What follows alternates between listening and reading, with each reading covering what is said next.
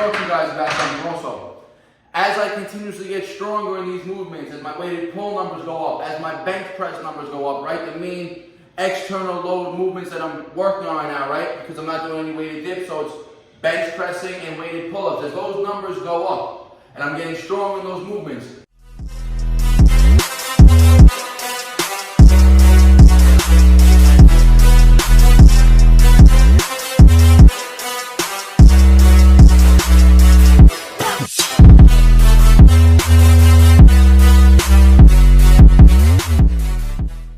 what is going on YouTube? You are back with the Prez. As you can see, another garage gym workout. Today's Tuesday. It's the third workout of the week. Second one you're going to be seeing. I told you Sunday I did a push workout where I just did incline bench press and some diamond push-ups. Yesterday's workout was a full back workout, all bodybuilding style. Mostly work was done on the cables. Some ring rows. That video was posted on my channel. Also, you can go watch that. Today, Tuesday, we're going to be hitting again the third workout of the week. Legs, and again we're going to be incline benching. Again, I've been keeping the incline bench very consistent also in order to consistently make progress and get stronger in that movement. So I'm going to start with some legs today. Last week I hit legs 3 days last week. I hit them Sunday, Tuesday, Thursday, and then this past Sunday I went hiking, very leg demanding hike also, right? So just 2 days ago I hit legs again. So I'm not going to go for a heavy weight. Last week on my squats, I was hitting 270, which was the top weight for me as of recent, especially at this lower body weight. I was hitting 270 for 3. So initially I was thinking I'm going to go for 270 on my top set today for 4 to 5. But as I was warming up, I was like, you know what, just wasn't feeling the heavy weight today. So I'm going to stay at 185. I want to get 3 sets of 10 to 12. Nice, controlled, nice eccentrically loaded time with attention sets here, guys. So 185 on the bar, not that heavy at all, but we're going to make the weight feel heavy by controlling the tempo, hitting a deep range. We're going to build some muscle, guys. I've been slightly also increasing my calories as of late, and I'll do another video on that soon.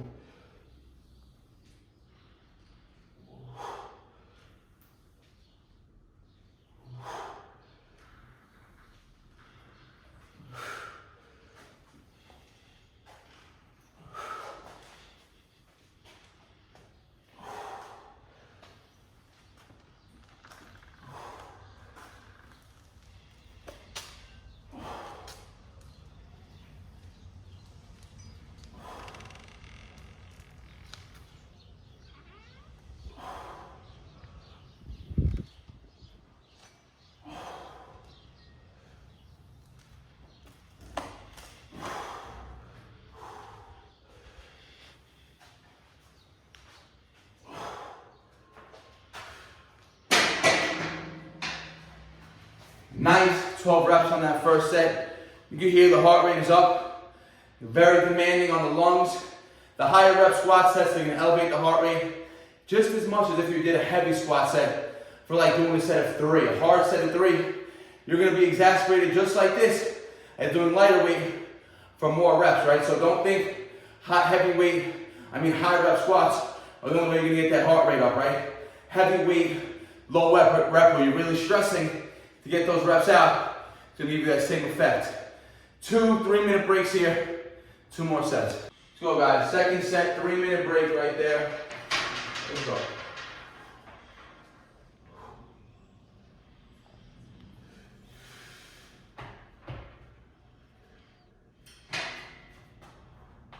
And guys, I want you to remember this key fact right here for volume. Volume means exactly this. Weight lifted times how many reps you lifted that weight, right? That gives you the total volume of weight lifted for a given set. So for instance, right now I'm doing 185 pounds for 12 reps.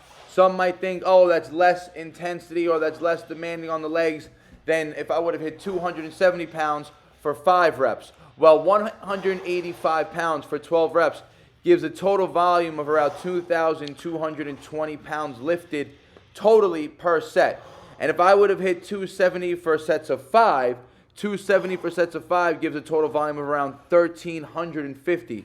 So almost 1,000 pounds more lifted when I'm lifting 185 pounds for 12 reps. So it's not less demanding on the legs at all. It's more demanding, if anything. Remember that.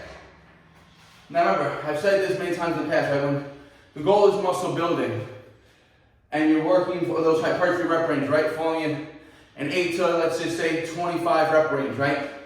And let's just say you're pressed for time, and you're taking, 90-second breaks, maybe max 2 minutes. And each set, you go into it, you're not as recovered as you're supposed to be, and you have a drop off in reps. That's fine when it comes to muscle building, right? As long as each set you stay in that, like I said, 8 to 25, 8 to 30 rep range, and each set is coming close enough or to failure, you're gonna be making gains, right? That's what's gonna stimulate muscle growth. But like, for instance, I'm hitting 3 sets of 12 today, right? And my goal was to hit all 3 sets of 12. So I have to make sure I'm going into each set fresh now.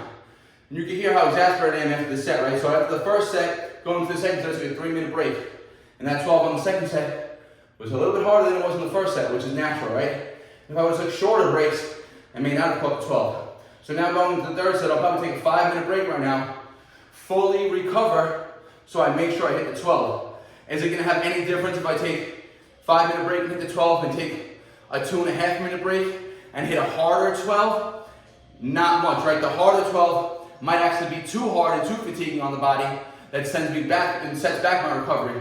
Resting and hitting the 12 in a more efficient manner might just be even more advantageous to recovering and getting back into the next session. So one more set. All right, guys, getting to the third set. Just about a 5-minute break now, and I'm telling you, my legs are swole. They are pumped. Those 2 sets at 12, the blood is still in there. I still got a crazy pump. I don't even have to do this third set, but because I said I'm gonna hit the 3x12, I'm gonna hit the 3x12 right now, guys. Let's go.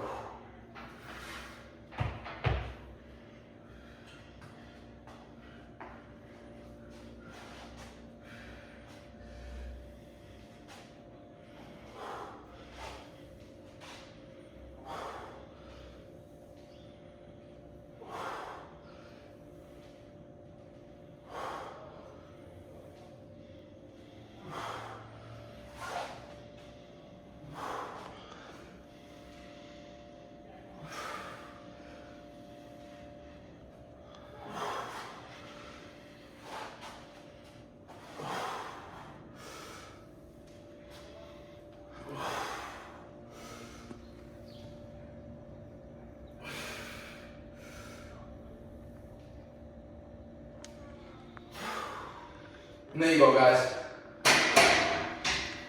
185 pounds, 3 sets of 12, main leg movement of the day. Don't remember when you do traditional barbell squats, they're gonna hit pretty much everything in the leg, minus the quads, right? You're gonna get, minus the hand. Can't even think right now. Squats, a regular traditional barbell squat, back squat compared to a front squat, is gonna hit predominantly everything in the leg, minus your calves, right? You're gonna get quad engagement, hamstring engagement, glute engagement. Front loaded squats. When you see me doing the SSB squats with the safety bar, right? This bar right here. This just mimics front squat positioning, where it keeps the torso a lot more vertical. Same way as if you had heel elevated. You're doing squats with your heels elevated. It allows you to keep the torso more vertical, less of a hinge. The more hinging movement you get, the more quad dominant it's going to be, and hamstrings, right? The less hinging you get, meaning the more vertical you are, the less hamstring dominant it's going to be, and more quads. So barbell squats are going to be dominant on the quads and hamstrings. Traditional front squats or SSB squats, more quads as opposed to hamstrings. And then when you get your RDLs, things like that, your good mornings, those are going to be primarily target the posterior chain, the hamstring and the glutes. Squats done, moving on to some bench press work. Let's get it. All right, guys, squats are done. Like I said, moving on to bench press. Did a few warm-up sets. I told you, the incline bench now is going to be predominantly one of my main pushing strength exercises that I'm going to keep in the rotation very consistently now, right? So I started very moderately with 135 pounds with my rep scheme going first. As soon as I hit a new weight, meaning when I started 135, I started with 4 sets of 6. Once I hit the 4 sets of 6, which I hit the first session, then I went to 3 sets of 8. Then I just went to 3 sets of 10 on Sunday, right? So closed out to 135. So I did a light 10-pound jump just to 145, right? I could have been excessive and went to 155, so I know I'm going to hit it, right? I know I'm going to hit the 4x6, 3x8, And I know I can probably hit 3 by 10 with the 155 right now, building up to it. But there's no point of working too hard in the beginning, right? You want the jumps to be smooth in the beginning so you don't plateau. So 145, first time I'm touching this in the progression. So today, 4 sets of 6, guys.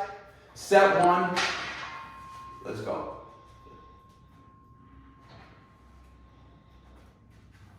I remember, guys, all last year, for the past like 2 years, my main chest building movement has been a weighted dip. Lately, heavy weighted dips have not been feeling good on my elbows. So in order to keep progressing and building muscle in the chest and getting stronger, I had to pick another chest-focused pressing movement. And I've been really enjoying these barbell incline presses. So as of now, for the next few weeks or maybe even months throughout the winter time, my goal is to get brutally strong, or as strong as I can possibly get, on this barbell movement, right? So ideally, I would love to be able to work up to maybe a 185 for sets of even 6. I'd be happy with. All right, guys, so I'm getting into the 3rd set. So what I've been doing in between a couple of these sets now is a primer, right, for your back.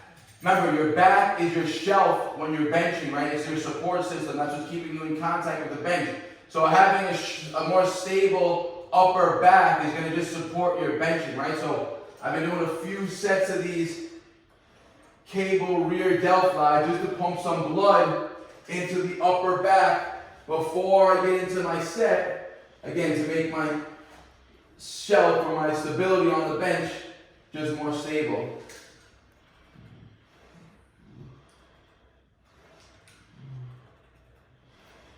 It's very lightweight, guys. I just got 10 pounds on each cable right now. Just, again, not looking to fatigue, just pump some blood into the rear delts and step back again. Give you nice support for your bench. Set 3, another 6 reps here.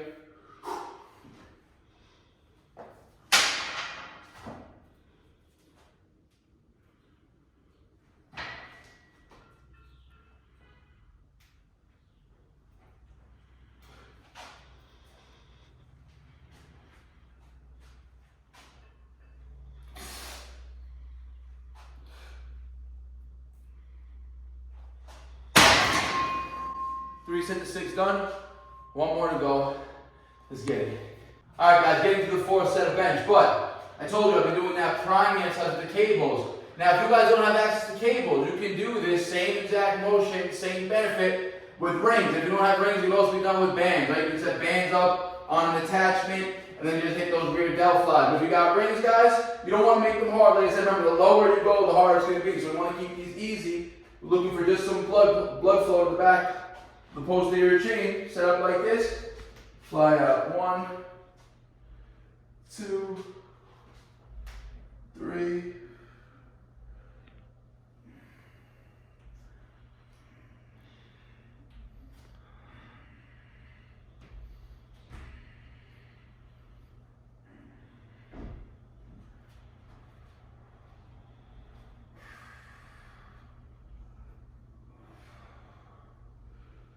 Alright, easy 12. And besides promoting blood flow, and creating more stability in the back, what these movements do is it's forcing the shoulders into external rotation, right? Remember, when you're benching, or when you're doing any type of bench or pressing motion for your chest, you want your chest to be the leading muscle, and your shoulder blades are supposed to be pinched back, shoulder blades down and back, right? So you're keeping this retracted position. More often than not, you see people benching when their shoulders are rolling forward, right? When this happens and your shoulders are now leading, the stress is off the chest and it's off the delts, right? So you have no more chest engagement. When you keep the chest broad and the chest is leading, same thing I was explaining when you're doing those flies. When the chest is leading and the shoulders stay back, more chest engagement, right? So doing these external rotation, these rear delt flies or movements before you bench promotes that more external rotation, better posture for your setup, right? So last set of 6 here, guys. Let's get it.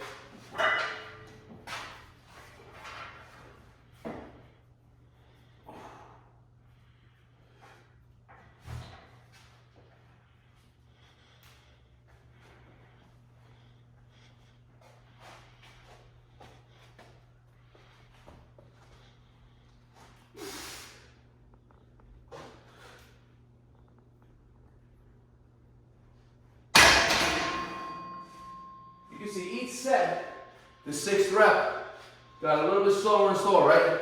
That's the fatigue building up. Even though I took 3-minute break for the first 2 sets, that one was a 5-minute break, right? So even though I'm taking 5-minute breaks, going into the set fresh, the muscles still start to build more and more fatigue. The more sets and reps you do, right? The more volume you put in, the more fatigue, the more stress is going to be on that muscle. Main chest movement for the day. So we hit squats and bench. We're going to finish off with some fluffer movements for some more volume for both muscle groups. Let's go. All right, guys, like I said, bench is done. Now I'm going to get some fluffer movements in for some more volume. I'm actually going to go to a shoulder movement now, shoulder isolation exercise. I always keep this in the routine, guys. Excellent motion. If you guys want to build that 3D look, right, those side delts, I'm going to be doing dumbbell side raises here. So I'm going to do 3 sets here. I'm going to stick with the 20 pounds. Last week I was doing drop sets. I'm going to try to hit 3 straight sets with the 20. I'm going to keep it at probably 3 sets of 8. I know that I can hit 10s with this. Round off, I'm going to hit all 3 sets of 10 today, especially after a little fatigue built up from the pressing, right? So strict form here, guys.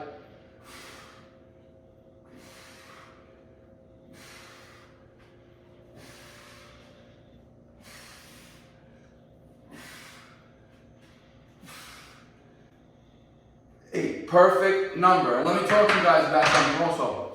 As I continuously get stronger in these movements, as my weighted pull numbers go up, as my bench press numbers go up, right? The main external load movements that I'm working on right now, right? Because I'm not doing any weighted dips, so it's bench pressing and weighted pull-ups. As those numbers go up, and I'm getting stronger in those movements, naturally, the only byproduct of getting stronger is you're building muscle. And the only byproduct of building muscle is a faster metabolism, right? So if we stay eating, let's just say, for instance, I'm eating right now 3,000 calories, which is my maintenance, right? Right now I'm eating around, which I am, I'm eating around 2,900, 3,000 calories daily right now. Let's just say right now that's my maintenance calories, which I reverse dieted back into, coming out of a cut over the summertime, right? Now there's 3,000 calories. I'm starting to rebuild strength, eating 3,000 calories for a consistent amount of time right now. But as I continuously get stronger in the bench press, in the weighted pulls, right? Eventually there's going to be a time when those movements start to get really hard. And that's going to be because that 3,000 calories is no longer maintenance for you. That 3,000 calories, as you keep building strength and muscle with your movements, that 3,000 calories now is going to start to become a deficit, meaning your metabolism is now increased. So now in order to continuously keep building strength, you have to bump your calories, right? That's the success of a lean bulk, right? As you're getting stronger, the only byproduct, like I said, of getting stronger is you're going to be building more muscle. If you're building more muscle, your metabolism is going to be increasing. So if you continuously eat at the same amount of calories and you keep getting stronger for a period of time, eventually you're going to be in a deficit. And then the strength gains are going to be hard to come by. So that's when you're going to start building up, increasing the calories again to continuously keep up with the progress of strength that you want to incur, right?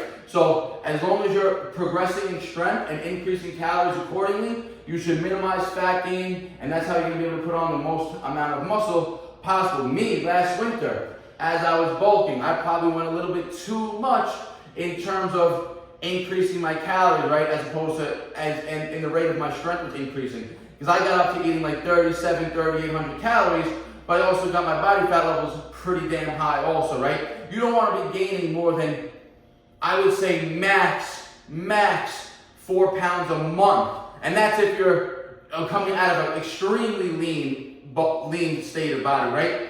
I would say ideally 2 pounds a month. If you're going on a 4 or 5 month bulk, that's 8 to 10 pounds of solid muscle, right? And again, it's not always going to be muscle, but anything over that 4 pound mark, you can know that you're not putting on 4 pounds of muscle in a month. You're going to be incurring a lot more fat gain, right? So be conscious about that, guys. Get stronger and add your calories accordingly. All right, guys. 3 sets of the side lateral raises done. 20 pounds, 3 sets of 8. Got that. I'll build up to 3 sets of 10 with the 20. Then I'll increase and rebuild up to 3 sets of 10. Now, moving on. Nothing you haven't seen before. You guys know I'm very big on lately training my calves. So on a leg day, I've been hitting calves at least 2 times a week, guys. Nothing you haven't seen before, just different variation. I'm doing heels elevated, Smith machines. I got the Smith machine now. Calf raises, right? Remember, if you guys really want to work your calves effectively, train them to failure. Falling again, under 15 reps. Make the weight heavy enough and make the time under tension long enough and sufficient enough to where you're coming to failure around that 10 to 15 rep mark, right? And ideally, elevate those toes so you get a better stretch on the eccentric, right? Make the reps that much harder, more range of motion, better contraction, everything. So I got a 45 and a 25 on, guys. It's not 185 pounds, so the Smith bar is not a true 45. And again, guys, I have a plate to elevate my toes, so I get that nice heel stretch. Squeeze, stretch, squeeze.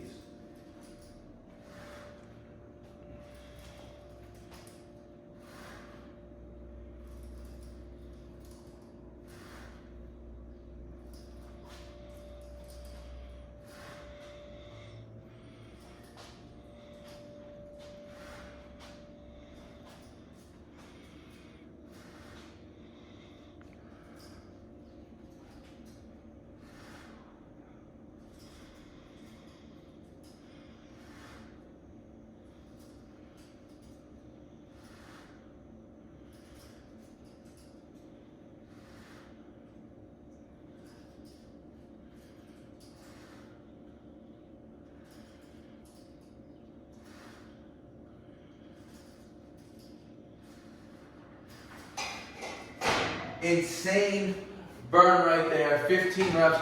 Probably could have went closer to 20 right there. Definitely, yeah, it took me to failure. I want to hit, again, 2 more sets, hitting that 15. By the 3rd set, that 15 rep is going to be failure. Not going to film it all, guys.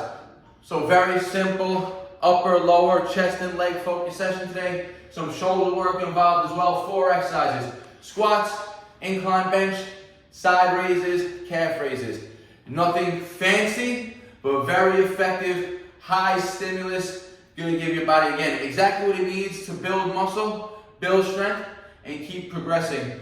If you're training this manner, right, when the volume is low each session, that's how you can get multiple sessions in a week, right? So tomorrow, if I want to train again, I can go to do more back work, right? I did back yesterday, my back would probably be pretty recovered by tomorrow, and if it's not, tomorrow could be a conditioning day, and then on Thursday, back to back, Friday, chest again, right? So you get to keep that consistency of the muscle groups higher. Remember, muscle protein synthesis stays elevated 24 to 48 hours post-training a muscle group, right? So if we train the muscle group on Monday, it still has a high stimulus to build muscle on Tuesday without even touching it. And then by Wednesday, the 48-hour mark starts to die down. So you touch it again by that 3rd day. You keep that muscle protein synthesis spike elevated throughout the whole week, keep you in that anabolic state. Like always, guys, I hope you guys enjoyed the routine. Very simple. Like I said, I teach you guys how to build muscle the most efficient and effective way. No extra nonsense work, but I also accumulate and I teach you guys also how to build it with weights,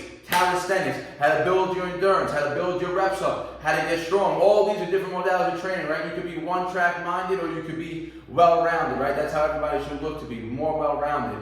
And like always, guys, if you have a question or comment, leave it in the comment section. I'll always get back to you guys. Like the video, it helps the algorithm out. Share with your friends and your family. If you're not subscribed yet, you already know, guys, hit that subscribe button. Let's keep the channel growing. I've been dropping about 3 videos on a minimum a week now. So there's a lot of content, a lot of routines for you guys to follow along and keep making progress. It's getting cool out here in New York, so there's going to be a lot more gym routines, but you'll still see some park sessions.